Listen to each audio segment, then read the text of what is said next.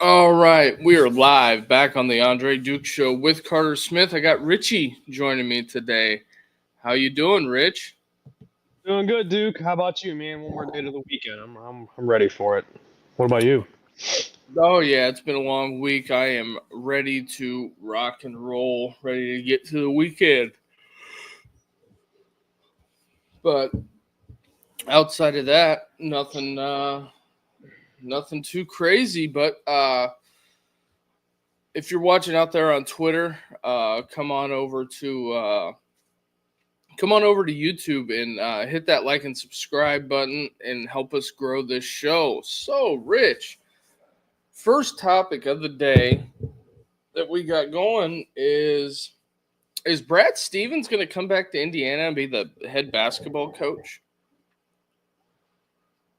That is news to me. Isn't he like vice president of operations over in Boston for the Celtics?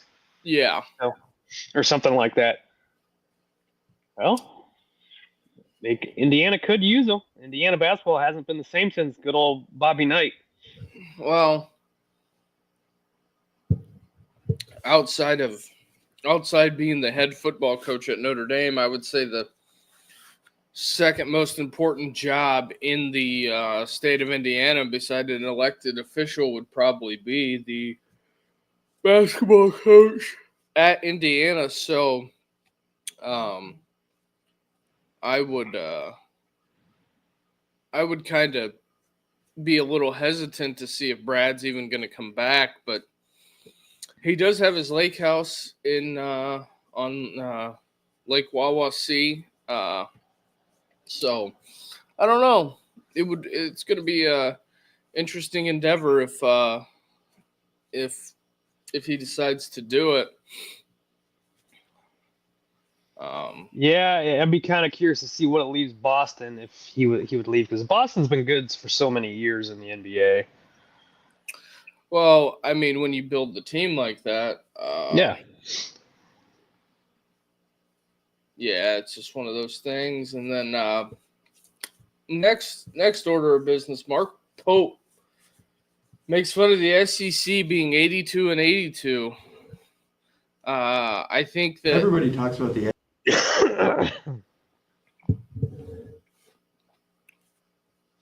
everybody talks about the SEC being the best conference in college basketball, but the conference is just 500 since conference play started. What do you make of that?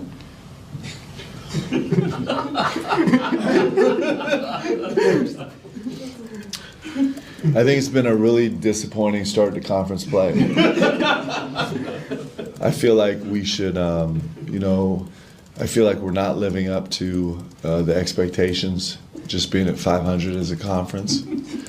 And I just, I'm kind of looking around at the other programs in the league, but like, guys, we got to pick this up. This is embarrassing. And so we'll find a way. I believe in this league. I think we definitely have an upside, and we're going to work really hard to get there. I believe this. Wow. I believe this all stems from I can't think of the coach at Rhode Island. He came out and they asked him who he thought the best conference in college basketball was, and somebody had said, "Do you think the SEC is the best?" And he said, "How could they be the best? They're 500 in conference play." I don't know if you understand how conference play works, but if you have 6 teams play, 3 of those teams have to lose, right? So you're going to be about 500. Right. The SEC is probably third level, maybe at best. I think they're going to get basketball. They're not going to last in the tourney. It's going to be hard to knock the SEC teams out because I think there's going to be about 13 or 14 of them in there.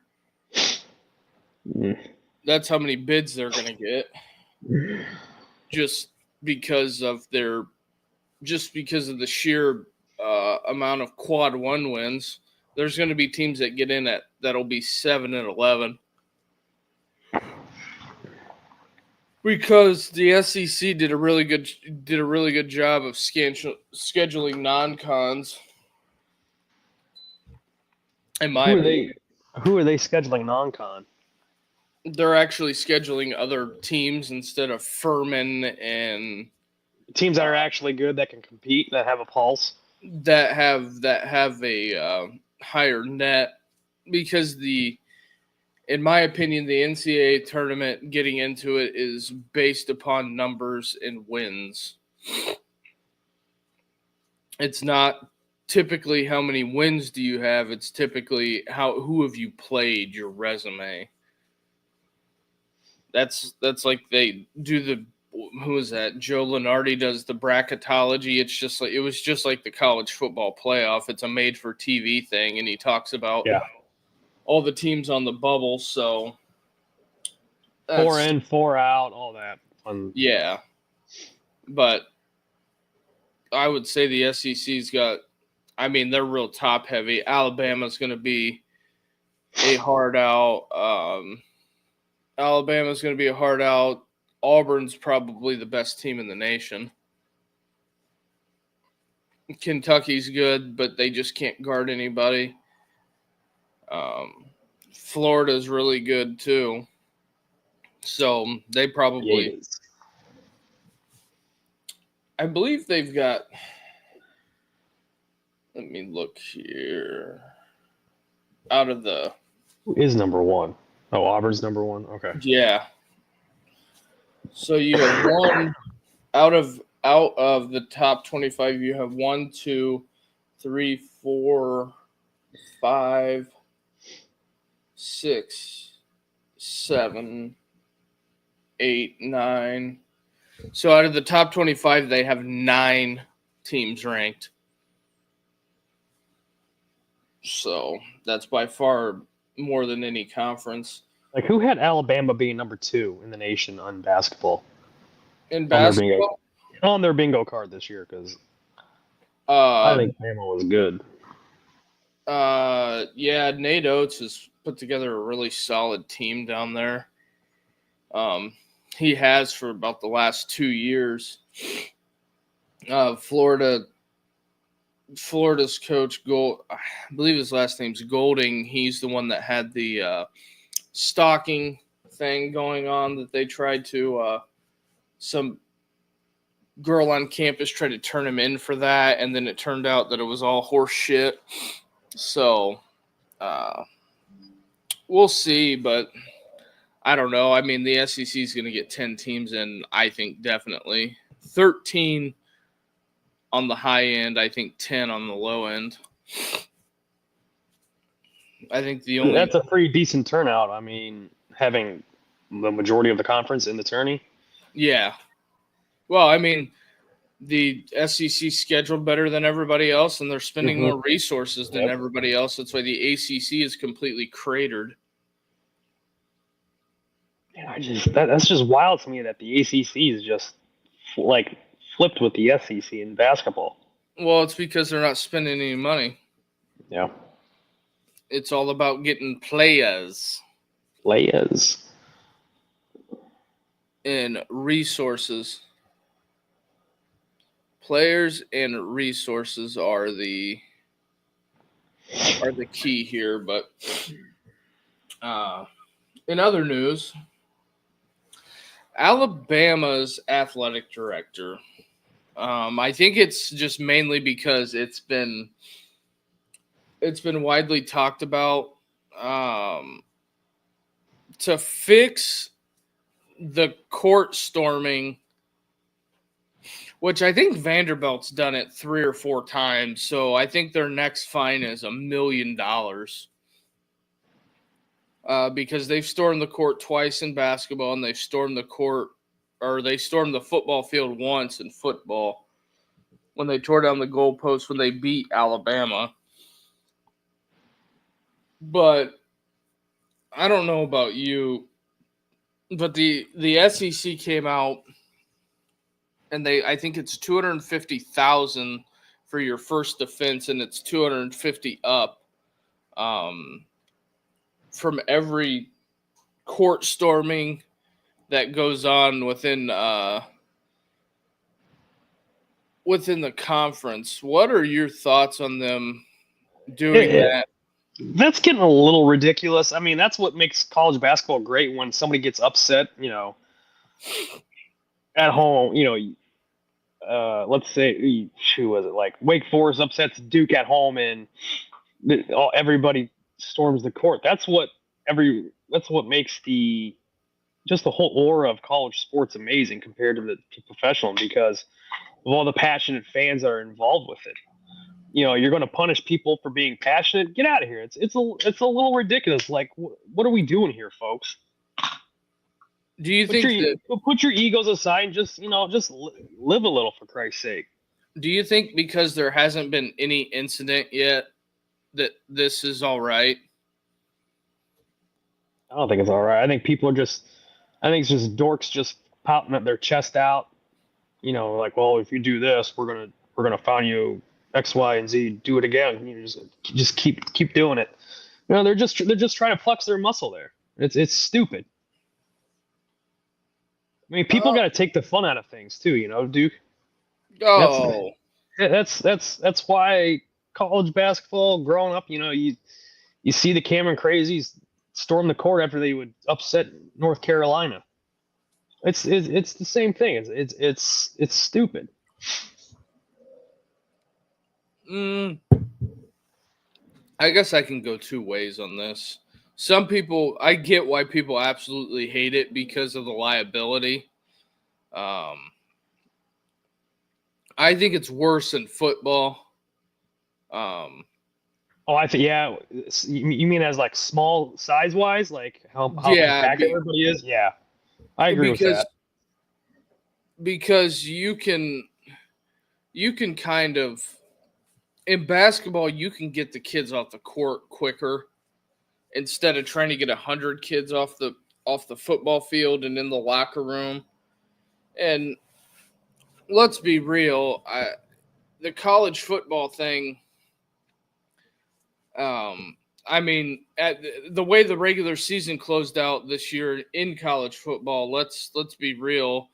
What do we have in every time slot? We had a fight, noon, 3:30, and the night game.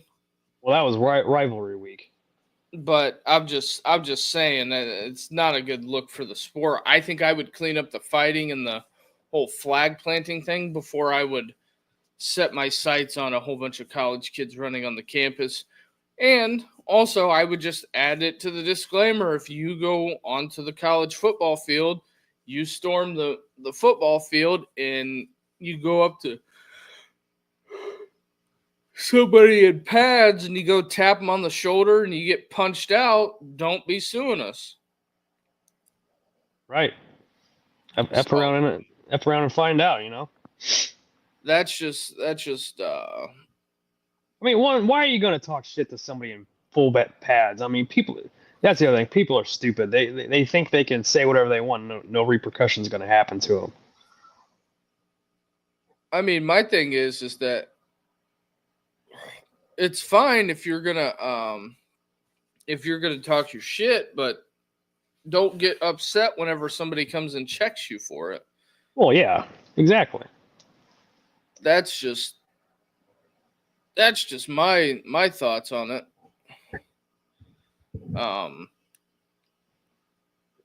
I don't think one has to do with the other. I think if everybody would just act according to plan, but the SEC does have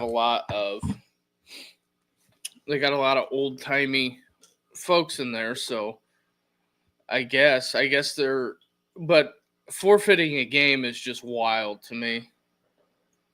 It's pretty extreme. That's just a wild concept, in my opinion. I don't necessarily agree with that. I just don't know. Could you imagine you had to go down and tell a football coach, "Oh, you lose the game because so-and-so ran onto the field." And what if it's not even your fans? Yeah. That's all I'm saying. I mean, exactly. How the coach will be furious. It's just I think they pay too much money to try to win. They're paid too much money to try to win games, and you're going to let Little outside ticky tack outside sources dictate it. Yes. So next topic, Georgia did this, a couple weeks ago. So Alabama follows suit. Alabama to make NIL money, not subject to taxable income. That'd be nice. Isn't that funny how that works? Georgia does something one week and Alabama's right behind them. Alabama, yep, they gotta be right there. I think the SEC is stacking sandbags and trying to recoup. I don't think Alabama's going to let themselves be outdone by Georgia. They got to stay on the cutting room floor, as some people would think, but I don't know if Alabama. I've heard conflicting things about their NIL, that they don't have as much money, or the money's funny and things like that. But I mean, everything that I know is there's a ton of money around Mobile. There's a ton of money. Of course. There's the South has a lot of money. It's not so much that they have like a ton of money. It's more like one of those that they have. I think that it's a big wait and see. I think if Saban was still head coach, the coffers would be a lot fuller than what they are. I know there's been a lot of complaints about DeBoer, but I mean, realistically, the guy went 9-3 in his first year, replacing a guy that's still in the building. Still in the building, that has a statue out in front of the stadium. So I think that is it was his first year. It's like what you people expecting him to move miracles in his first year? Half the roster left. What up, Charger?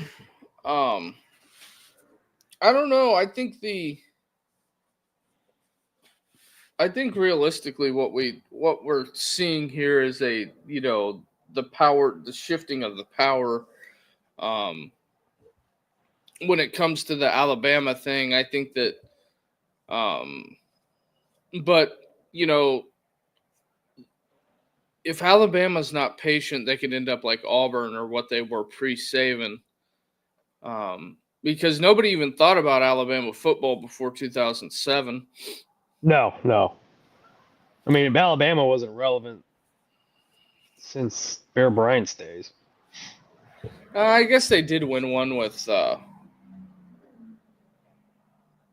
They won a natty in the early 90s, but from the early 90s to 2007, it was pretty destitute. Yeah, slim pickings. They had a couple coaches fired for some controversies. It was. I think the outlook of the program was pretty grim, and then Saban completely brought it back. Yes, Gene Stallings. Thank you, Sid. I think that's pretty much what they Alabama's got rolling, because I will give Alabama fan a piece of advice when it comes to this. If you think you're going to run, if you run off Kalen DeBoer, you could end up like one bad hire, and Tuscaloosa is not the greatest city. I'm just saying. The kids for the last 20 years know Alabama football for what it was with Saban. They don't know, because there was a lot of time in between Saban and Gene Stallings. I'll just say that. But we're almost at the 20-minute mark. We got a couple of people in here, Charger and Sid.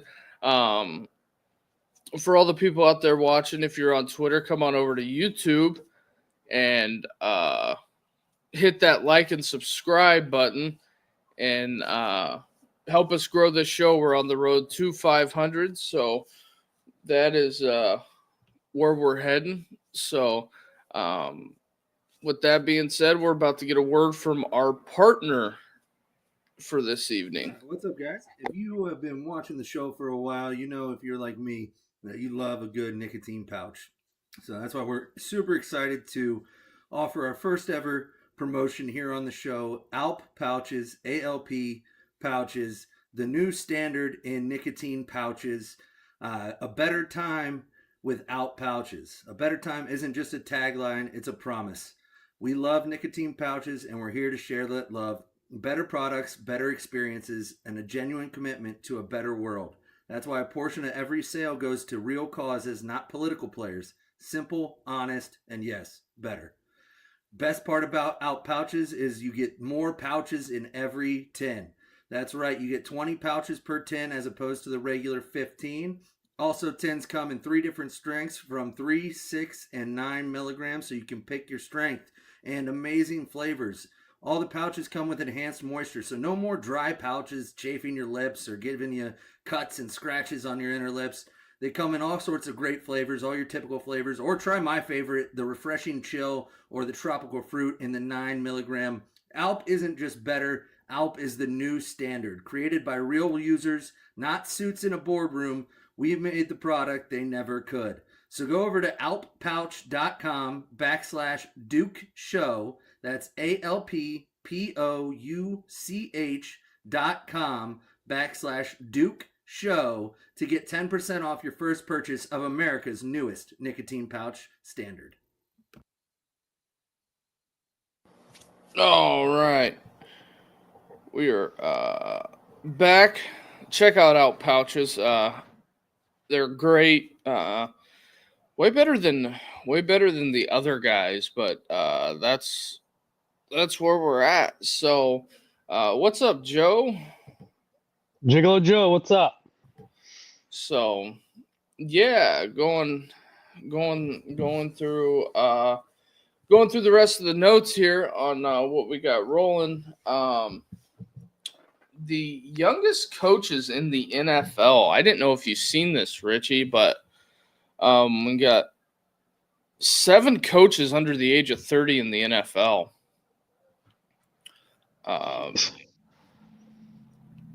What are those guys are like my age? 1, 2, 3, 4. There's 5 of them that are my age. That's ridiculous. I'll be interested to see. I think the first guy fired is Liam Cohen. Good. I hope he is. I don't know what Kellen Moore is going to be able to do at New Orleans.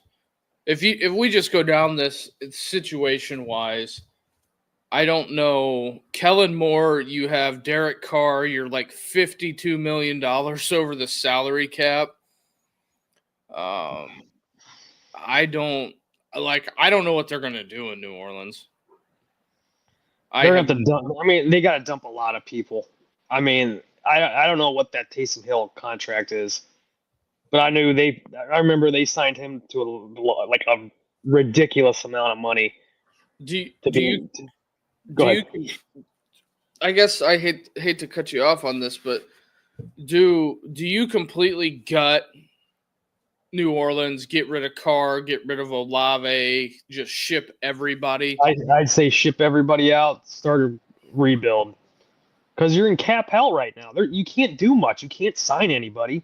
You got to restructure everybody's contracts. It's not feasible down there. You paid Taysom Hill too much money. I mean, you got to get rid of Cam Jordan too. I mean, the guy's just old too. I think Kellen Moore, if he wins 5 games in his first year, I think that's a success. I think that they got to give him time to completely gut the roster. Mike McDonald in Seattle. You have an aging Geno Smith. What are you thinking? What are your thoughts on that?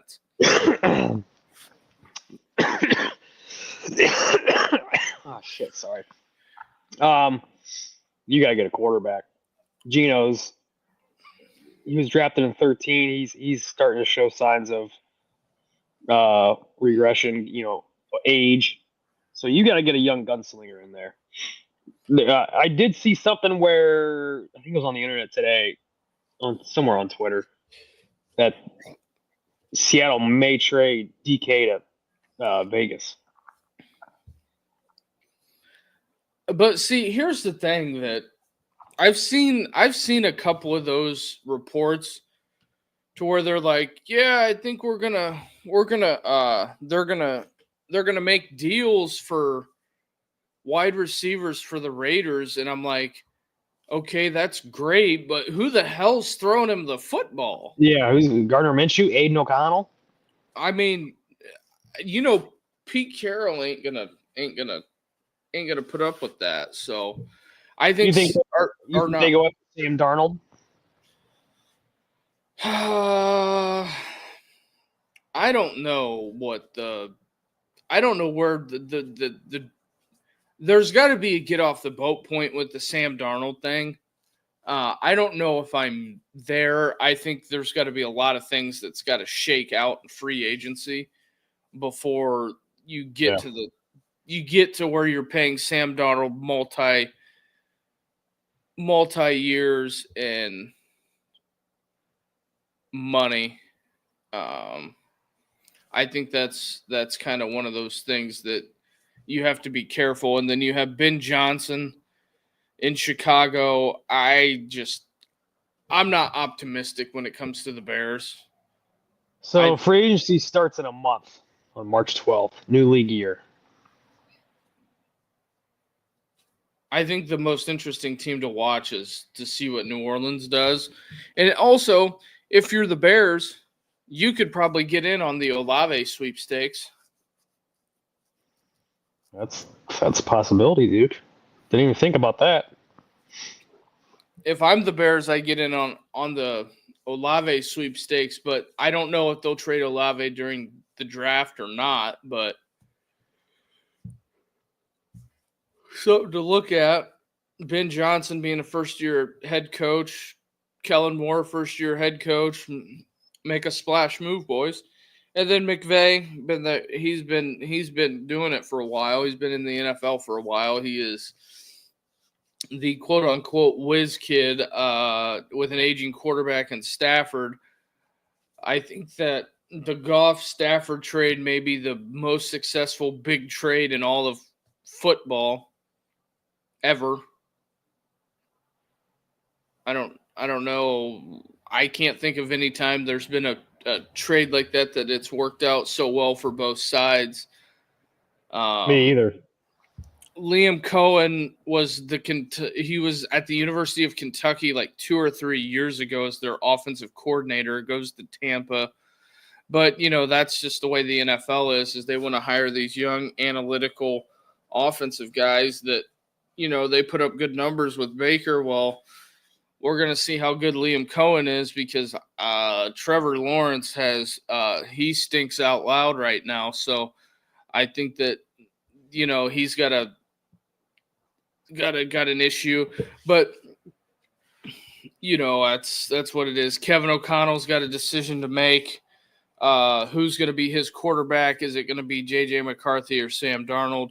Can they re-sign Sam Darnold? That is the big question.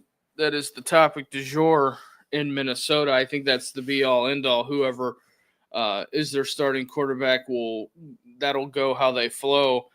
Shane Steichen doesn't have a quarterback. No. AR-15 is I dump him. Get rid of him. I think the AR experience is done in Indianapolis, in my opinion, the way I look at it. So that's pretty much outside of those 7 guys. The only person that has a stable quarterback situation is McVay. But they're talking about trading him. Yeah. So all these young offensive guy head coaches would have no quarterback. None. Who's the starter in Indianapolis? Don't know. Who's the starter in Minnesota? Don't know. Who's the starter in Jacksonville? Trevor Lawrence. But he's, too busy not sliding and getting his head ripped off. So that's that. Moving on to the 10 highest paid head coaches in college. Whenever producer Ed gets back from making his sandwich, he will throw that graphic up. I believe Kirby is the highest paid college football coach, and second is Ryan Day. Dabo, Sark, DeBoer, Lincoln. I think Lincoln is a little overrated there. And then you got Belichick, Norvell, Lane, Marcus. Somehow Mark Stoops is there. I don't get it. Heupel and Drink. Anything that sticks out that you disagree with? Lincoln Riley at 6. Completely overpaid, completely overrated.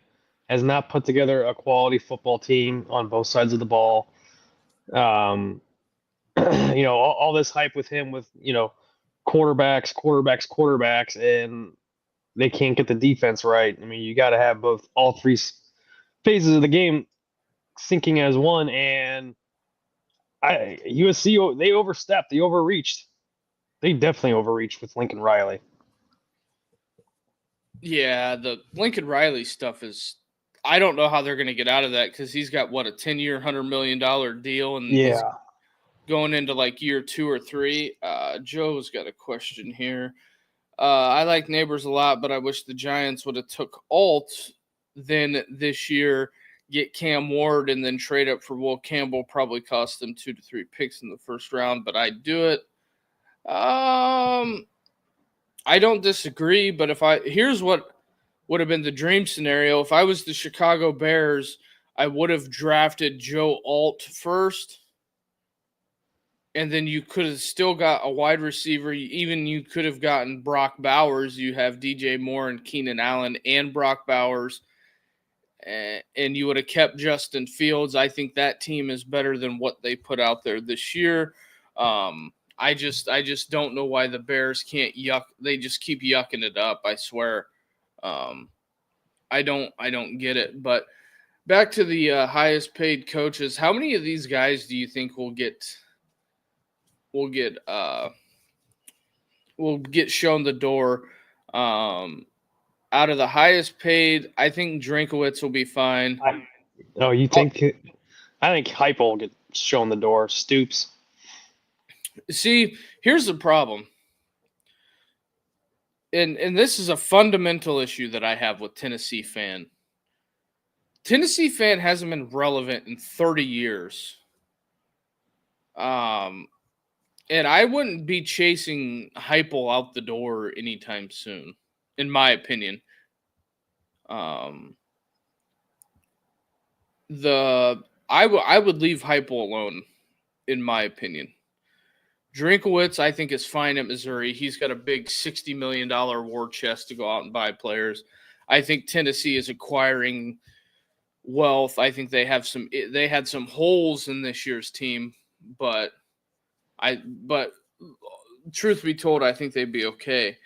Mark Stoops at Kentucky, I don't know what type of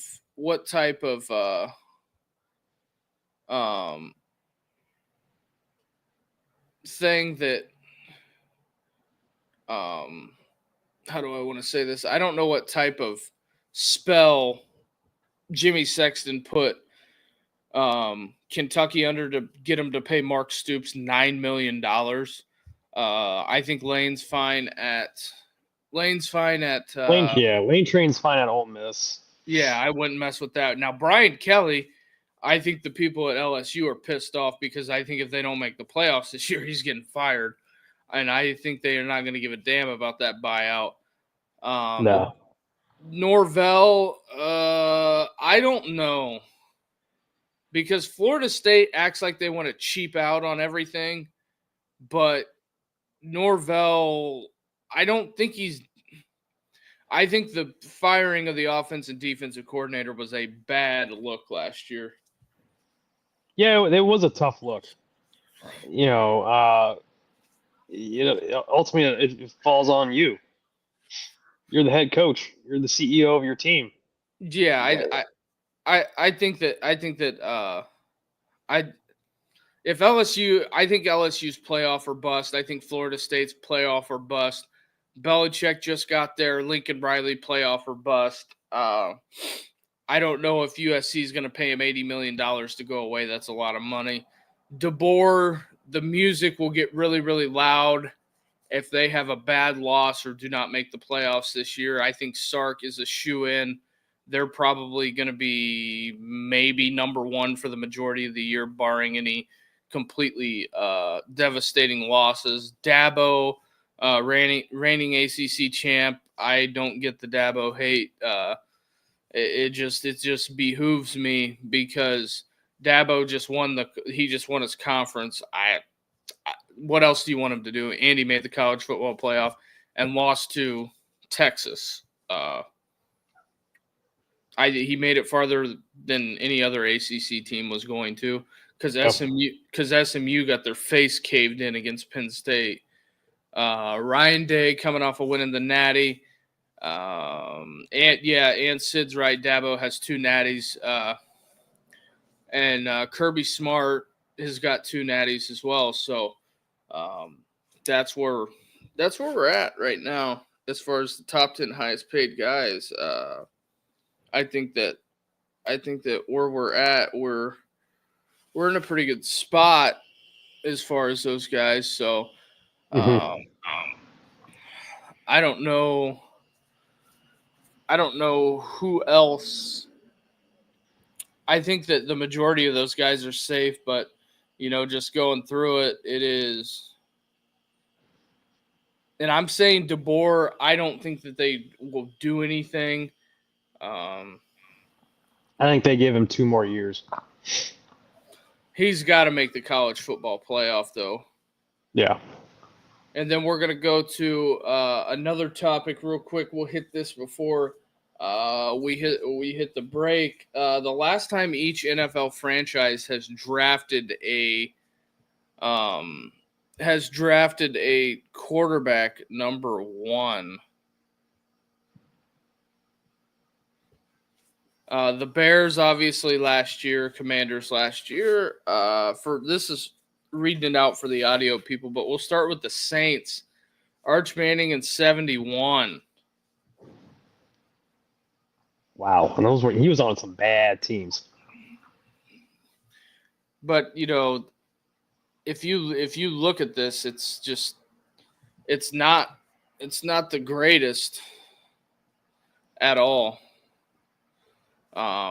Detroit 2008, Oakland 2007, Seattle 1983 or 93. Yeah, 93 with Rick Meyer. Aikman. Jameis, I can't believe Jameis is still in the league, honestly. Everybody loves it. Hey, you gotta love the Crap King. How could you not? The dude was hilarious with all of his interviews and all that last week during the Super Bowl. I mean, everybody loves Jameis. Yeah, old J-Mo. But yeah, so that's an interesting perspective looking at the NFL. I can't believe the Saints, Cowboys, Raiders, Lions in the last. Rick Meyer, yikes! Yeah, Rick Meyer is a yikes. How about Kenny Pickett's a Super Bowl champion? Mike Tomlin drafted a Super Bowl champion. Kenny Pickett didn't do anything to win that Super Bowl except hold down the bench. I know that. Kenny Pickett did as much as me and Carter did to win the Super Bowl. Hey, he still got a ring. It's the only difference. We could get rings too from Jostens if we really wanted them, replicas. But that's just a fun look. We're up against it at the 40-minute mark. We got some people in here. We got Joe, Sid, a lot of people in here. Hit that like and subscribe button. Turn on the bell notification so you know when we go live. Kenny Pickett, Super Bowl champion before the Steelers drafted him. It's crazy. Carter's out there doing nasty work now. But hit that like and subscribe button. Turn on the bell notifications. We're on the road to 500. We're normally live Monday through Friday, right around 7:30. During the season, we even have a Saturday show. So, we're growing the show. We appreciate all the people that have been rocking with us, rocked with us through the month of January, through that dynastic playoff run that came to an end in Georgia. We cover a lot of Notre Dame stuff. But with that being said, hit that like and subscribe button and help us grow this thing. So, Rich, Aaron Rodgers, I guess the reports are he's going to get cut soon. I saw that today on Twitter. Thank you for all you've done, Aaron Rodgers. Was it worth it? I don't think it was worth it. They try to mimic what Tampa did with Brady. But that's what you get when you have an owner, too, who goes and signs players based off their Madden ratings. I don't know. I don't think the Rodgers thing was great for publicity. It brought a lot of people in. I don't think that Aaron Rodgers, the longevity was there. I mean, the guy was on the other half of 40. I think him tearing his Achilles, a lot of people are going to write him off. I wouldn't be shocked if he doesn't wind up in Minnesota, and then technically he is Brett Favre at that time. If he goes to Minnesota, he went to Favre went to the Jets, then ended up in Minnesota, to end his career. Because the Packers wouldn't trade Favre to the Vikings. Yeah. So I don't know if he can still play or not. I think it's too hard to judge. I think some of the issues is they let him control too much stuff in New York, and it just didn't work. I think, judging by some of the looks, I think G5, Garrett Wilson, was ready for him to go. I don't think that's any quiet secret. I don't think everybody in that locker room, it was a cohesive unit. They had a lot of injuries this year. I mean, the year before, it was what it was. So I guess they're gonna cut him.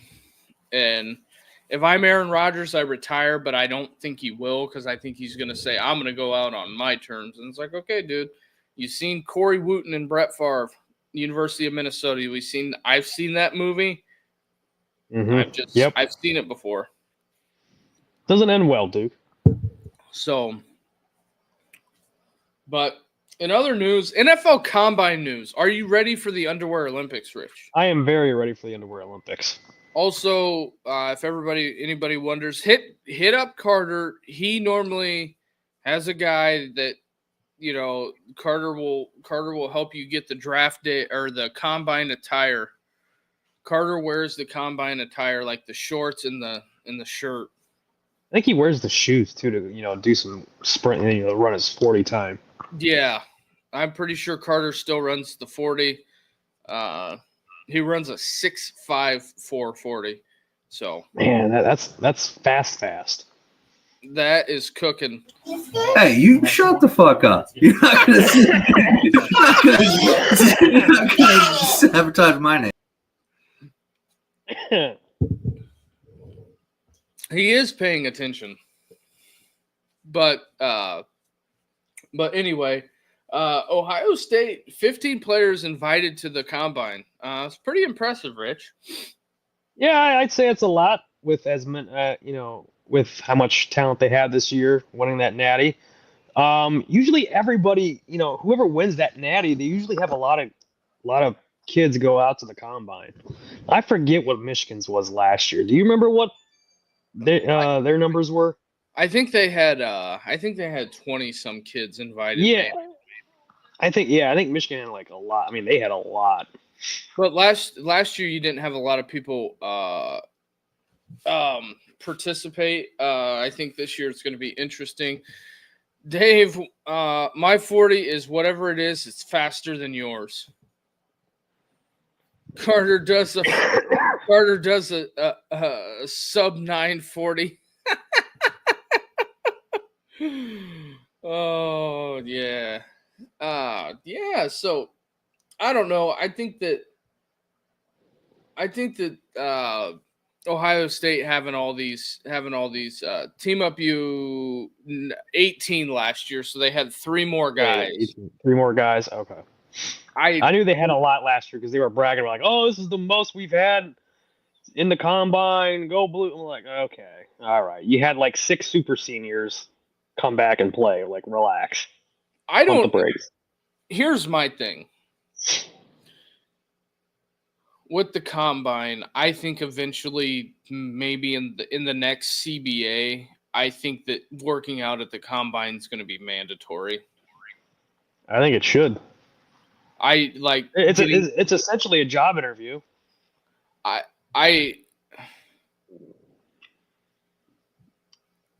Carter's gonna run the 40 once we hit 500 subscribers. Carter says he could still run a 4.8. Here we go. Yeah, it's like his brother saying that he doesn't skip leg day. Yeah. That's like saying Colin's gonna wait in a long line at Chipotle. Oh yeah, Joe's right. The challenge is on. I want to see Carter do a sprint on the treadmill. If we get to 500, Carter has to do a sprint on the treadmill at 11 miles per hour. Hey, for 30 seconds. See how long he can last. Yeah. Other news, Notre Dame, 8 players invited. Combine. A lot. Good for Notre Dame. I mean, I think it helps. And one of the other things is that you can drive to the combine from South Bend. How far is South Bend from Indy? I would say probably 2.5 hours. Oh, it's like a drive to Columbus. Okay. Yeah. Didn't they just recently open the combine publicly to everybody? Was that last year? I think you can go. I don't know. I've thought about going, but I don't know what. I think I would go. Like, if I went, I would go watch the quarterbacks throw. I'd watch the wideouts. Or next, Travis Hunter officially invited and will participate in DB drills. Like, I think I would go watch Travis Hunter. Mm-hmm. I'm curious to see how fast he'll run. Yeah, I'm interested in his 40. I'm assuming Shador's not going to work out. He'll only work out at the. I don't think Shador didn't get invited. No. That's Shador didn't get invited. It's Shiloh. Shiloh didn't get invited. I try not to. I try not to pile on him, but I mean, the kid's got a lot of stuff going on. I don't know. Oh yeah, I mean, I'm just saying, like, that's what I saw. I was like, yo, he's not getting invited. I don't know. I don't try to pile on Shiloh. I don't know the scope of the bankruptcy thing. I don't think that's been totally resolved yet. Him and Mr. Darjean. Do I think Shiloh's a talented player? Yeah. I think that he needs to. I think he's going to be a fringe roster guy wherever his brother goes. So Mm-hmm. I think that's going to be, maybe his ceiling. But the style of safety play that he plays, they don't do that in the NFL anymore, knocking people's heads off. I'm just saying. Like Ronnie Lott. Yeah, Ronnie Lott, Palomalu, Ed Dawkins. Reed. Yeah, they don't play that style in the NFL anymore, and you can't touch receivers going across the middle, and it's just Can't touch the quarterback either. yeah. I'm not even going down the NFL road Rabbit hole. rules today. We don't have enough time in the day for that. I know. Brady Quinn set to be the next GM at Notre Dame, possibly. Ooh, what news this is? What great news this is. I don't know. Carter added this at the bottom, but I'd be interested to see how that would play out. I know Andrew Luck is going to be the GM at, yes, Sean Taylor. Rip. I know Andrew Luck is going to be the he's going to be the general manager this year at Stanford. So I feel like it's going to be a very interesting endeavor if Brady Quinn comes in and is the GM at Notre Dame. I think Notre Dame has a lot of yes, that's a huge step forward for him. Yeah, and I mean I don't know if he wants to leave the TV gig. It's tough. Yeah, I'm shocking. Like he's really going to give up that nice cushy gig as an analyst on Big Noon. But see, here's the thing: he ain't got to travel. Just had another kid recently. He ain't got to travel. You can always go back to TV, and you don't have to get up super early in the morning. True.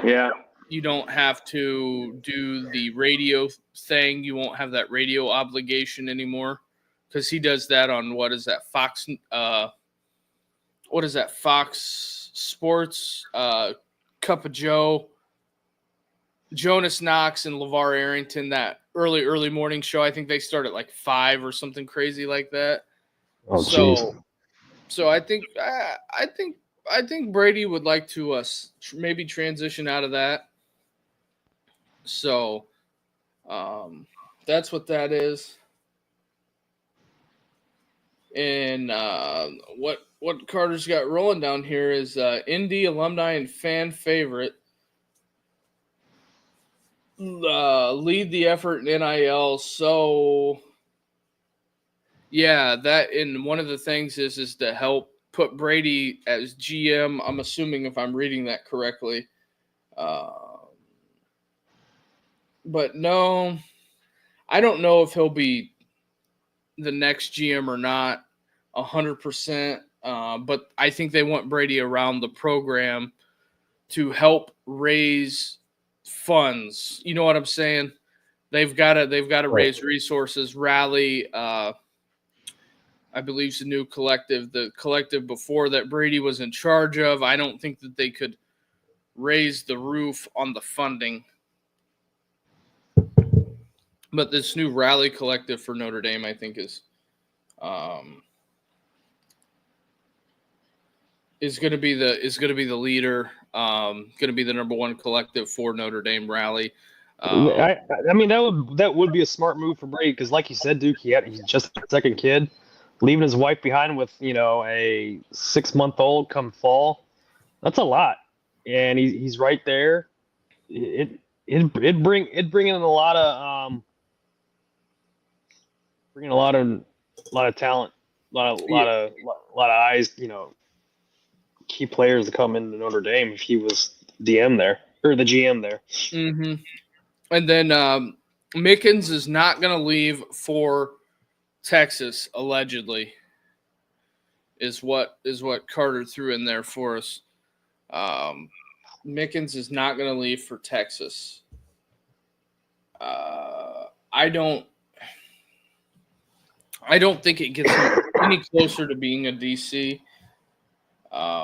if he was to leave. I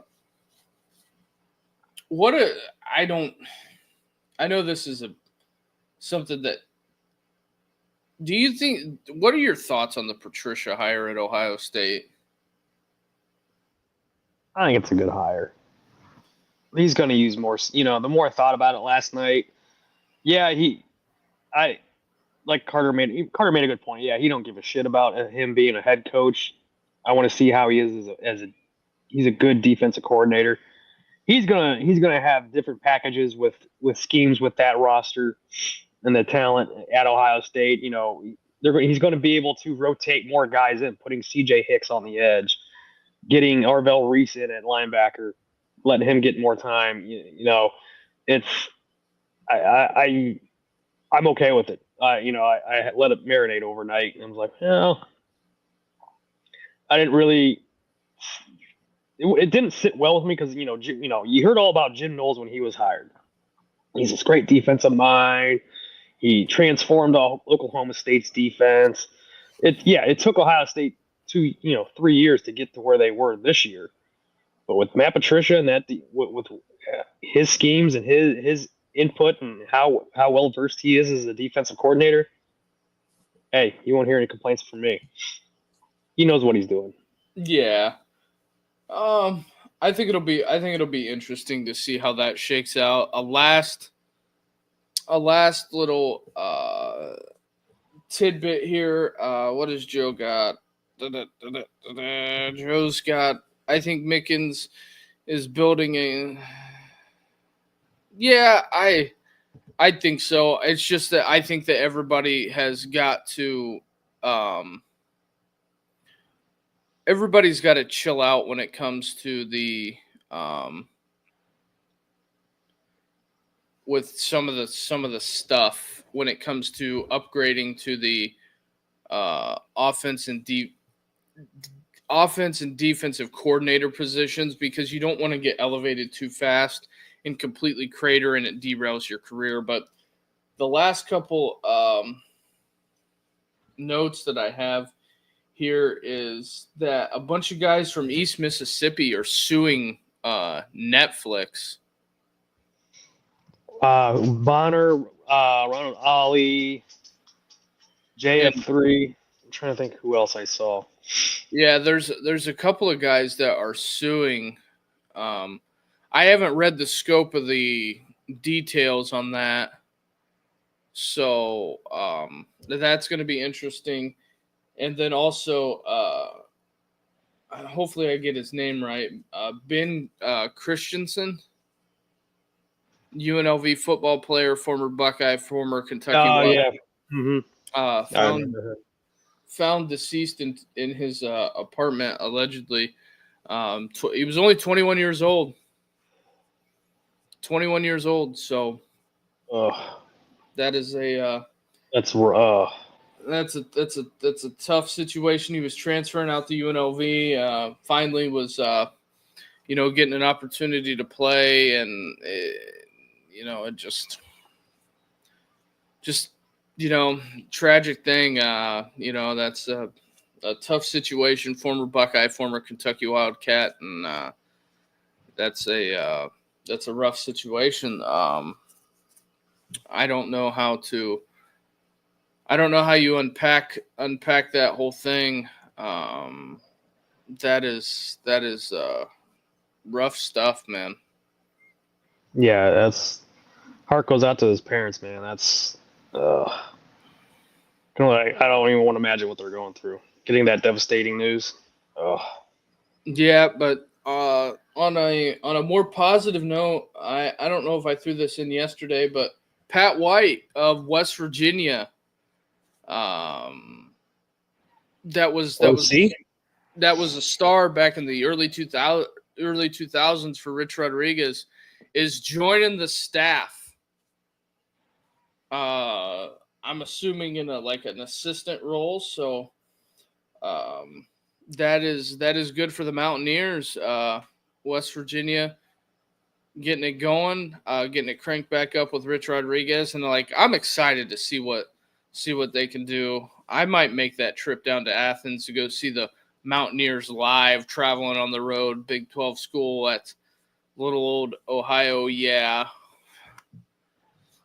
A little OU, oh yeah.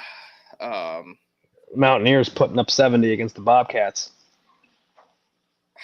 I don't know. It's Rich Rod's first year, but I'd like to go see and say that I seen it at the inception of whenever he got back there. So that is where we're at. And also, we are on Arch Manning Heisman Watch. It is officially Arch Manning Heisman Watch. Yeah, give me a break. I'm just telling you that all offseason, that's all we're going to talk about. That's all we're going to hear. Arch Manning. Just because he's a Manning. Arch Manning. Arch Manning, yeah, they're going to shove it down our throats. We'll see. We'll see if he's worth the hype. He didn't impress me much last year when he was a freshman. One last thing before we go. Joe, I appreciate it, man. We try to be topical. We try to bring some of the stories to the forefront that not everybody's talking about. We like to try to be a little bit different in our own way. So appreciate the love and support, Joe. And Sid here, he's good, but the last name Jones, he's just another guy. Well, I think Art is a talented kid, and Art's a talented kid. So we'll see how this shakes out. And appreciate all you guys on TikTok, especially my guy Dave helping out over there on TikTok. But outside of that, Rich, I ain't got nothing else. I got nothing else, man. I'm ready for the weekend. I gotta this damn flu's still holding on for dear life. I'm ready just to relax all weekend and just watch TV. What about you? Oh, well, probably watch some hoops. Got some things going on, and we'll see where we end up. Also, Carter is probably out there chugging cane sauce, but. Dude, you know what he's doing. He's looking for his combine outfit. That is right. So, but with that being said, everybody have a good night, and we'll catch you tomorrow, and then we're off to the weekend. Have a great night, everybody. Hit that like and subscribe, and help us grow this thing. Peace.